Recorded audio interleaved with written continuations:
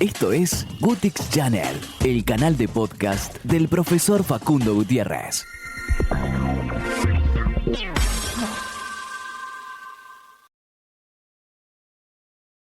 Seguramente alguna vez escucharon hablar del oído absoluto. Suena como a un superpoder musical, ¿verdad? Esa habilidad casi mítica que parece separar a los genios del resto. Pero, a ver, ¿es realmente un don divino o hay algo más detrás? Bueno, hoy vamos a desarmar este concepto para entender qué es y, sobre todo, de dónde viene. Y para arrancar, les lanzo una pregunta que a primera vista parece un poco rara. ¿Puede el claxon de un auto sonar a una nota musical específica? Digamos, un la bemol. Pues la respuesta es un sí, y es un sí rotundo. Para alguien con oído absoluto, ese sonido no es simplemente un ruido molesto en el tráfico. No. Su cerebro, ¡pum!, sin siquiera pensarlo, lo procesa y le pone una etiqueta. La bemol. Es algo tan automático y natural como reconocer el color rojo. Así de increíblemente precisa es esta habilidad. Entonces, ¿cómo funciona exactamente este etiquetado de sonidos? A ver, la mejor forma de entenderlo es con una analogía. Imagínense que tienen un afinador, como el que se usa para una guitarra, pero que viene de fábrica, instalado directamente en el cerebro. Ok, vamos a la definición un poco más formal. Es, básicamente, la capacidad de escuchar cualquier nota, un fa sostenido, por ejemplo, e identificarla al instante. O, al revés, que te pidan cantar un do perfecto y poder hacerlo sin ninguna pista. No se necesita escuchar otra nota para saber dónde estás. La referencia ya está en la mente. Y ojo, acá está la diferencia clave con el oído relativo, que es lo que la gran mayoría de los músicos tienen y entrenan. Con el oído relativo, se necesita una nota de referencia para poder ubicar las demás. Es como cuando un director de coro da un la para que todos puedan afinar a partir de ahí. El oído absoluto, en cambio, no necesita esa ayuda. Funciona solo, de forma aislada. Y bueno, todo esto nos lleva a la pregunta. La pregunta del millón, el debate que ha existido por décadas alrededor de esta habilidad. ¿Es un don con el que se nace o es algo que se puede aprender? Por muchísimo tiempo, la idea general era simple. O lo tienes o no lo tienes. Se pensaba que era un regalo genético y punto. Pero claro, la ciencia moderna nos muestra que la historia es mucho, pero mucho más compleja y fascinante. Resulta que la cosa funciona más como una receta con varios ingredientes.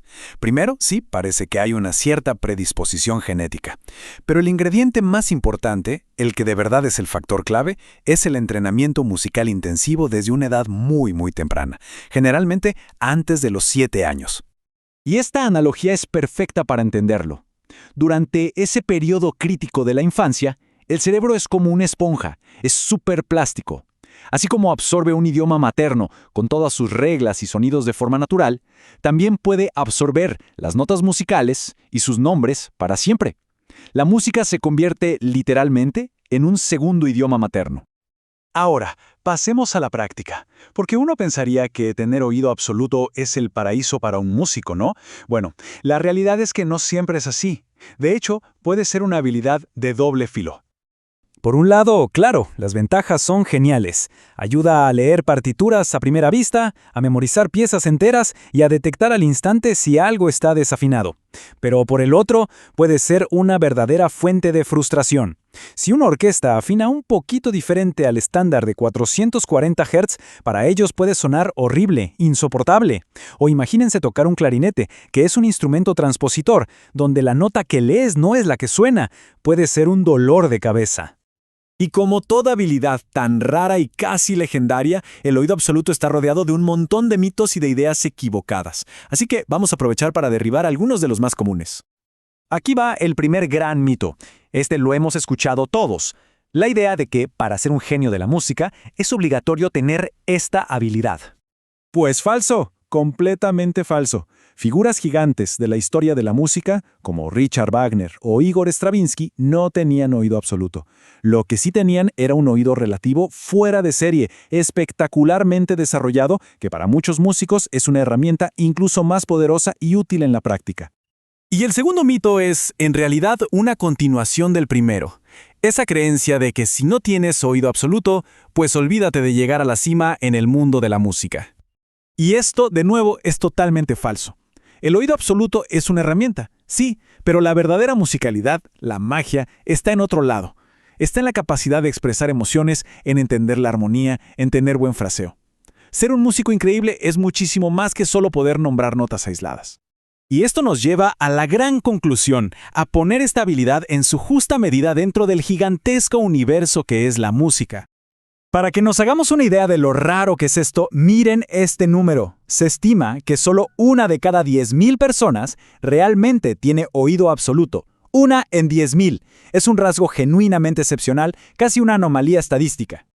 Y al final creo que este es el mensaje clave. El oído absoluto es una herramienta fascinante, sin duda, pero no es el arte en sí mismo. La verdadera esencia de la música, como dice esta idea, no está en la precisión técnica de nombrar notas, sino en la emoción que transmite, en la comunicación y en la belleza que crea.